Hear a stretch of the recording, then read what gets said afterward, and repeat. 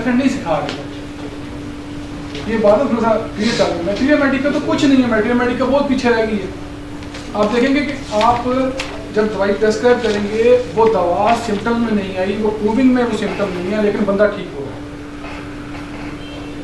वो पता क्यों ठीक हो रहा है? प्रूविंग मुकम्मल नहीं है, और हमें इतनी जरूरत नहीं कि हम प्रूविंग कर सकें। नहीं कर सकते ना प्रूविंग। अगर मैं कहूँगा सबने ड्रोसरा खानी है, सर ये जो डॉक्टर साहब बार बार क्वेश्चन कर रहे हैं इसकी वजह से नहीं, ये क्वेश्चन पता क्या है, ये बात ये है कि जो पीछे हमारे फीड हुआ हुआ है ना, उसको डिलीट करना मुश्किल होता है। जो फीड हुआ है ना पहले, उसको डिलीट करना मुश्किल है। वो डिलीट हो जाएगा, उसको थोड़ा टाइम लगेगा। अभी ये सवाल मेरे जहन में भी होता है। जैसे वो सेंसेशन बोला करते थे, मैं दवाई देखनी शुरू कर देता था। वो सर कहते थे दवाई नहीं देखनी भाई, ये दवाई से ऊपर की बात कर रहा है।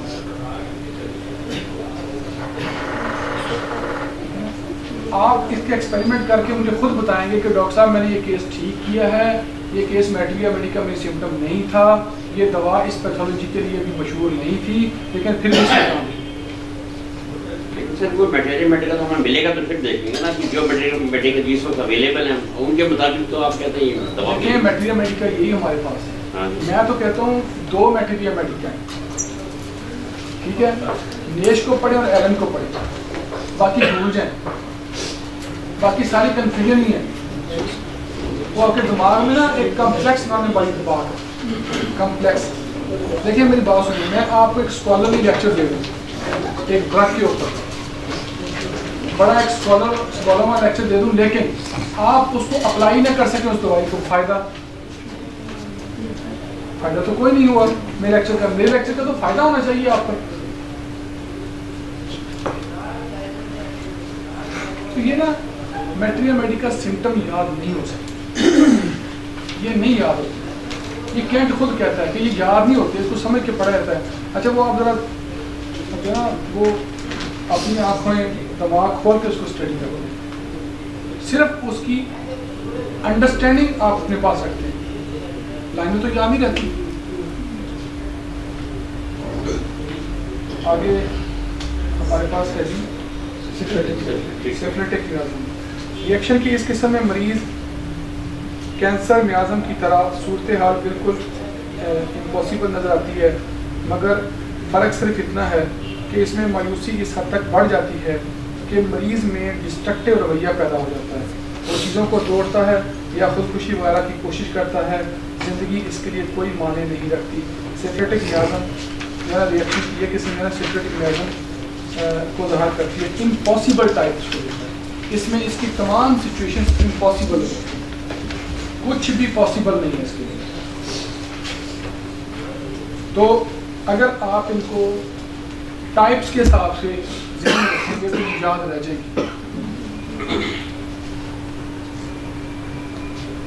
अगर आप इसको मियाज़मों के चक्कर में पड़ेंगे, आप एक दफ़ा ये करके देखें कि पिछला डाटा ना आज उड़ा के देखें, आज नई विंडो कर देते हैं आज, इसके मुताबिक जो है ना आपने काम शुरू कर देना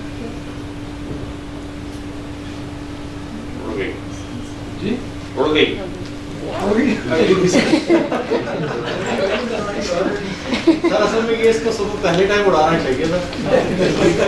ये ना ये जो है ये बहुत आसान है इसकी एप्लीकेशन, वो हमें मुश्किल में डाल जाता था। असल में मैं इस बात को एडमिट करता हूँ कि कुछ ऐसा है हानिमन का जो हमें समझ नहीं आया, उसको समझने की आप भी कोशिश करेंगे, मैं भी कोशिश करूँगा, लेकिन फिलहाल अपनी प्रैक्टिस में आसानी पैदा करें कि हम कम अज़ कम देखें दिमागों की किस मियाज़म की हैं जो रेपिटाइजेशन में आ रही हैं, रिजल्ट हमारे मरीज़ का क्या मियाज़म है और दवाई का क्या मियाज़म है।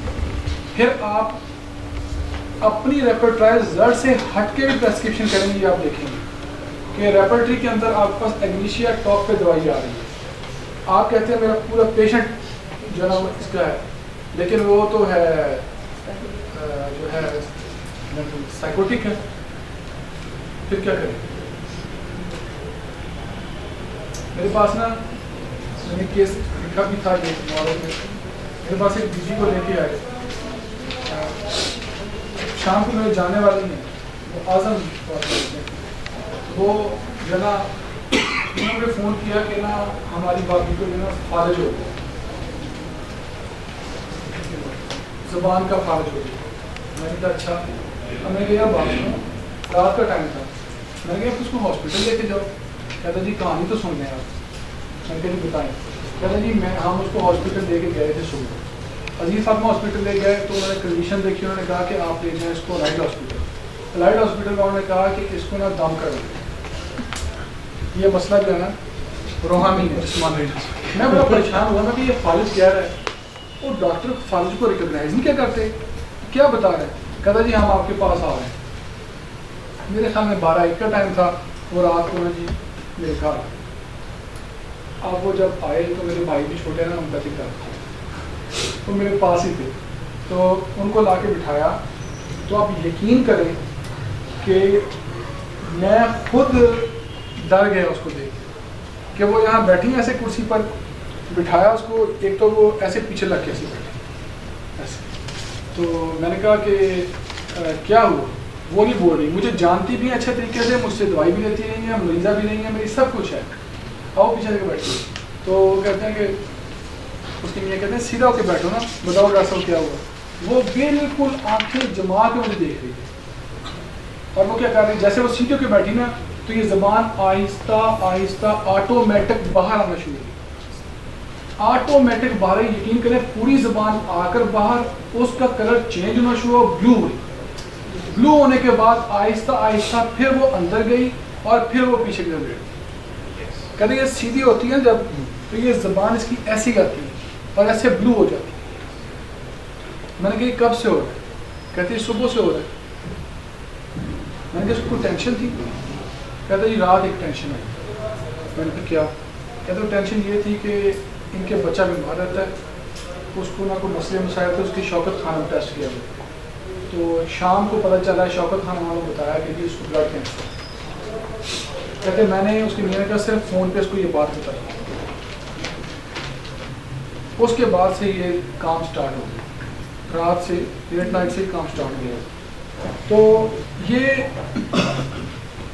یک دم بیڈ نیوز آئی, صدمہ آیا. اچھا میں جو تھا, اب وہ مجھ سے بول نہیں پا رہے, میں یہ آبزرو کر رہا ہوں کہ وہ سیدھی ہو کے نہیں بیٹھتی, اس لیے تو اس کی آنکھیں مجھے یہ بتا رہی ہیں کہ وہ مجھ سے شرم کھا رہی ہے کہ یہ اس کے ساتھ جو ریڈیکولس بیہیویئر ہے وہ چھپانا چاہ رہی ہے. تو میں ڈاکٹر صاحب مجھے کیا کہیں گے ڈاکٹر صاحب, وہ جو اس کے کنٹرول میں نہیں تھا, وہ تو ایک ایسا بیہیویئر اس کو چھپانا چاہ رہی ہے. ٹھیک ہے, وہ ایسے پیچھے پہ بیٹھ جاتی ہے. تو میں نے اس کو ایگنیشیا کی بجائے جلسیمم دے دی. آپ یقین کریں 10 منٹ کے بعد دوبارہ آج تک یہ مسئلہ نہیں ہے. 10 منٹ کے بعد وہ چیز ختم ہوئی اور آج تک نہیں ہوئی. بولنا شروع کر دی, وہ میرے گھر سے بولتے ہوئے گئی, اور پھر اگلے دن جب آئی ہیں نا تو ہنستی ہوئی. وہ ان کا تیز بڑی ہے, بولنے میں تیز ہے. تو ڈاکٹر صاحب میں ٹھیک ہو گئی. میں نے زبان تو اتنی لمبی ہے نا, میں نے کل دیکھی ہے. میں نے کہ بھائی وہ مطلب یہ کہ جو ہے کہ دیکھیں یہ چیزیں ہوتی ہیں جب آپ پیچھے جاتے ہیں, چیزوں کو دیکھتے ہیں اچھے طریقے سے. اب یہ جو آپ کی جرسیمیم ہے, اگر آپ اس کو غور سے پڑھیں نا, اس کو سی ایم بوگر کے اندر, تو یہ آکسیجن کی کمی بھی لاتی ہے, آپ کے نروس سسٹم پہ کام کرنے والی بنتی ہے. تو یہ بالکل دیکھیں ریزیمبلنس, جیسے بھی دوست کی کسی کی آواز آئی کہ لیکسس. تو یہ پرابلم ہے کہ جب آپ ڈیپ جا کے چیزوں کو سمجھیں گے تو انشاءاللہ تعالیٰ پھر جو ہے نا وہ بڑے اچھے کام ہو جائیں. تو میازم کو ضرور, میں ضرور لیکسس دیتا اگر میازم مجھے لیکسس والا نظر آتا ہے, میں ضرور لیکسس ہی دیتا. میازم نہیں تھا. آج آپ نے جا کے یہ کام یہ کرنا ہے, اگلی دفعہ مجھے رپورٹ مل ہے. کرنا یہ ہے کہ جو بھی آپ جس طرح کیس لیتے ہیں آپ کیس کو ریپرٹائز کریں. ٹھیک ہے, اور گروپ میں تو آپ ایڈ ہیں نا, ٹھیک ہے نا. وقتی طور پہ یہ کر دیں کہ مجھے میسج کر دیں کہ بھئی یہ دوائیاں میرے رزلٹ میں آئی ہیں, میرا میازم یہ آ رہا ہے, دوائی بتائیں میرے سے کون سی, میں آپ کو دوائی بتا دوں گا فی الحال سے. ٹھیک ہے, تو آپ اس پہ وہ دوائی دے کے دیں.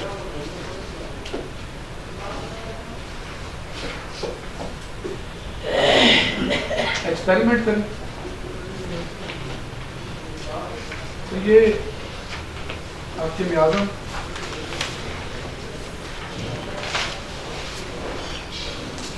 مشکل کام کوئی نہیں ہے, جسٹ تھوڑی سی محنت ہے. آپ کدھر ہوتے ہیں؟ سر یہ سینسیشن میتھڈ ہے, یہ ویڈیو میں زیادہ کام کرتا. آپ کی جتنی میکسیمم ایگزامپلس تھی یہ زیادہ تھی ویڈیو کی. نہیں, ایگزامپل میں اس لیے دیتا ہوں تاکہ آپ اس کو انڈرسٹینڈ کریں. جو سر کے کیس ہیں وہ بیویوں پہ نہیں. اچھا وہی ہوتا ہے کہ ہم نا کچھ آسان ایگزامپل سے بات کو سمجھ جاتے ہیں. مشکل چیزیں بتا کے نا میں وہ کہتا ہوں کہ ہر جگہ مشکل چیزیں بتا کے نا ہم دوستوں کو یہ تو ثابت کر سکتے ہیں کہ یار میں بہت ایجوکیٹڈ آدمی ہوں, میں کر سکتا ہوں, ٹھیک ہے, لیکن آپ کو سمجھ نہیں آئے گی. جب آپ کو سمجھ آئے گی فائدہ.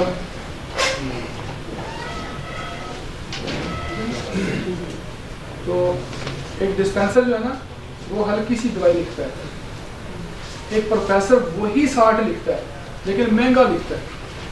اس لیے میں پروفیسر ہوں, ڈفرینس ہونا چاہیے. یہ نہیں ہونا چاہیے. سادہ کام کریں, سادہ سمپل, جو بات سمپل طریقے سمجھ آ جائے بس. میں مذاق کر رہا سر تو یہ نا یہ اچھی بات ہے. ہم سارے دوست بھی ہیں, بھائی بھی ہیں, اور یہ مذاق میں یہ اچھے سے اس میں جو ہے نا چیزیں ہماری زیادہ مضبوط ہوتی ہیں اور یہ سیکھنا ہے ہمیں.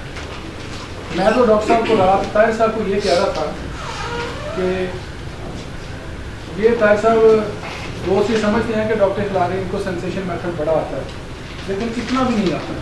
ٹھیک ہے, میں جو پڑھ لیتا ہوں, سیکھ لیتا ہوں, آپ سے ڈسکس کر لیتا ہوں. جس کی مجھے سمجھ نہیں ہوتی میں نہیں کرتا.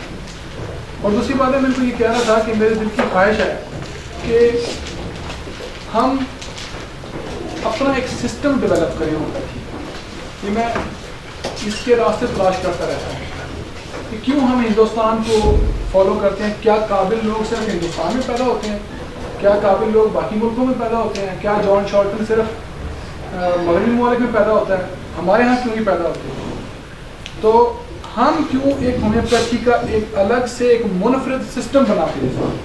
سسٹم آپ یہ کہنا کہ آپ ایک باقاعدہ ایک سسٹم بنا کے لوگوں کے سامنے رکھیں جو دنیا میں پہلے کام نہ ہو. تو یہ آپ لوگ میرے ساتھ مل کے کریں گے, آپ محنت کریں, آئیڈیاز میرے پاس ہیں, ہم اس پر کام کریں گے اور آپ اس کو لے کے چلیں. فی الحال آپ آج سے میازم کی جو اپلیکیشن ہے وہ شروع کر دیں. اگر آپ اس کو پریکٹس میں نہیں لائیں گے, اس کو انکارپوریٹ نہیں کریں گے, یہ بھول جائیں گے چیزیں. جتنا جتنا ملتا ہے اس کو شامل کرتے ہیں. جب میں نے صرف یہ آئیڈیا سیکھا تھا کہ اینیمل منرل پلانٹ کیسے ہوتے ہیں, تو میں نے صرف اپنی ریپرٹائز رزلٹ میں یہ دیکھتا تھا کہ اینیمل کون سا ہے, منرل کون سا ہے اور پلانٹ کون سا ہے. مجھے اینیمل چاہیے تو وہ دوائیاں کون کون سی ہیں, میں جسٹ یہ دیکھتا تھا. جب میرے پاس میازم آ گئے تو پھر میں نے میازم کو بھی شامل کر دیا. جب میرے پاس سینسیشن آ گئے تو میں سینسیشن کو بھی دے دیا.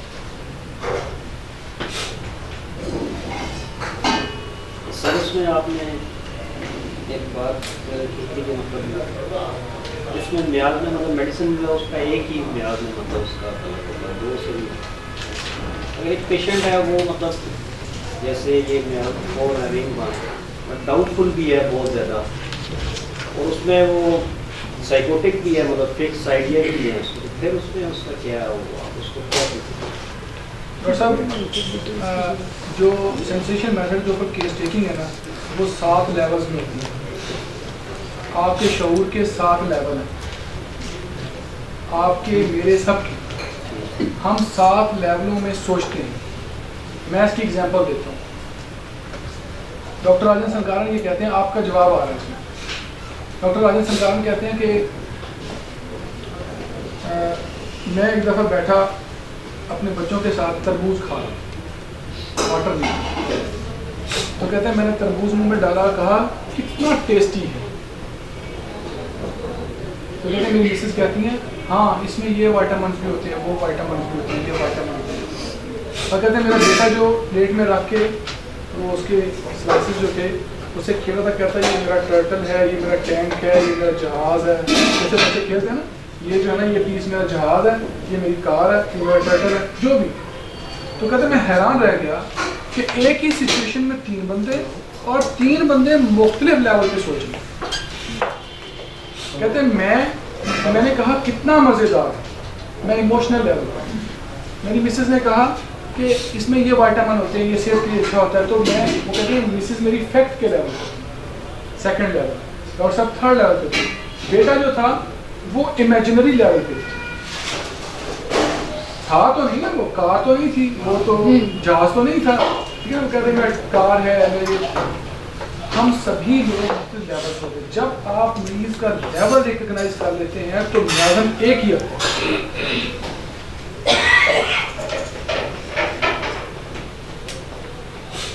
یہ جو کیس ٹیکنگ ہم پہلے کرتے تھے وہ شتر بے مہار.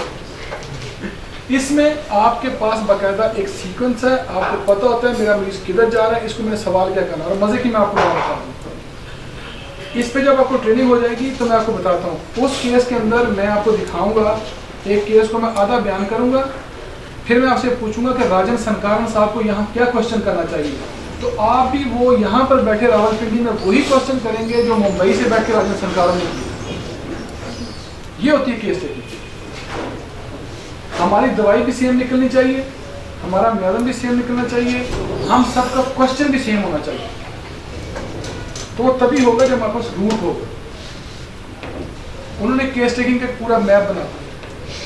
آپ کو کیسے پتہ چلے گا مریض میرا فرسٹ لیول میں ہے، آپ کو کیسے پتہ چلے گا مریض میرا سیکنڈ لیول میں شفٹ ہو گیا، آپ کو کیسے پتہ چلے گا مریض میرا تھرڈ لیول میں شفٹ ہو گیا. ٹھیک ہے، اور تھرڈ لیول میں بھی بال کی کھال اتار دیں گے، بال کی کھال اتار دیں گے. ٹھیک ہے نا. تھرڈ لیول کو میں ایگزامپل دیتا ہوں. ہم نے ABC میں کنورٹ کیا. A exactness, B qualified, C peculiar. Example دیتا ہوں. ایموشن میں آپ A میں کیا ہے، مریض کہتا ہے مجھے غصہ آتا ہے، یہ A ہو گیا. آپ پوچھتے ہیں اب اس کو کوالیفائی کرنا ہے. آپ نے کوالیفائی تب ہوتا ہے جب اس کا ایڈورب لگ جائے، صفت لگ جائے. اس کو پوچھے کیسا غصہ، کس طرح کا غصہ آتا ہے، وہ کہتا ہے بہت شدید غصہ آتا ہے. بہت شدید اس نے ایڈورب لگا دیا. اب یہ B میں چلا گیا. تھرڈ لیول میں ہی ہے ایموشن کے، لیکن B فیز میں. پھر اس کو پوچھتے ہیں آپ جب یہ بہت شدید غصہ آتا ہے تو پھر کیا دل کرتا ہے. اب اس کے غصے کی پیکولیرٹی، غصہ تو سب کو آتا ہے، اس بندے کے غصے کی پیکولیرٹی کیا ہے. میرا دل کرتا ہے میں اگلے کا گلا دوں. یہ جو اسٹرینگلنگ ہے، اس کا گلا دبانا ہے، اس کو دبوچنا ہے، یہ اس کی پیکولیرٹی. یہ وہ کیس ٹیکنگ نہیں رہی کہ اینگر پہ ہو گیا، اینگر آ رہا ہے غصہ آ رہا ہے، پارٹی میں دیکھا اینگر، بات ختم ہو گئی. تو وہ ایک سائنٹیفک پروسیس ہے باقاعدہ. اس میں جائیں گے تو یہ آپ کنفیوژن نہیں رہے. سر لیول کے ساتھ میازم تو چینج نہیں ہوگا، میڈیسن چینج ہوگی. میڈیسن چینج ہوتی ہے میازم تو ایک ہی رہے گا. لیکن 5th لیول کے اندر جا کر آپ کو یہ پتہ چلتا ہے کہ اس کا میازم کون سا ہے. اگلا سوال جو ہے وہ یہ ہے کہ اس تک کب پہنچیں گے ہم؟ نہیں، یہ سوال ہی ہے. ابتدائی دیکھیں بات یہ ہوتی ہے، یہ تو میرا کرتا ہے کہ میں راتوں رات آپ کو سب کچھ دے دوں، لیکن یہ میرے بس میں نہیں. راتوں رات والا معاملہ کوئی نہیں. مشکل کام ہے سر، سب کچھ بھولنا پڑے گا. اچھا نہیں بھولنا پڑے گا. یہ ہے دیکھیں نا جی، آپ 300 کو نیک ہیں، ٹھیک ہے نا. اور مجھے جو ٹائم ہے ملا وہ 24 لیکچر کا ہے. ٹھیک ہے، بہت سارے میملز ہیں، بہت سارے برڈز ہیں، اتنے ایلیمنٹ ہیں، اور 34 فیملیاں پلانٹس کی ہیں. ہر فیملی میں 6 7 8 10 دوائیاں ہیں. لیکن آپ کو 24 لیکچر ہم اس طرح کر دیں گے انشاءاللہ کہ آپ اس میتھڈ کو سمجھنے لگیں، آپ اس پر کام کرنا شروع کر دیں گے پریکٹیکل.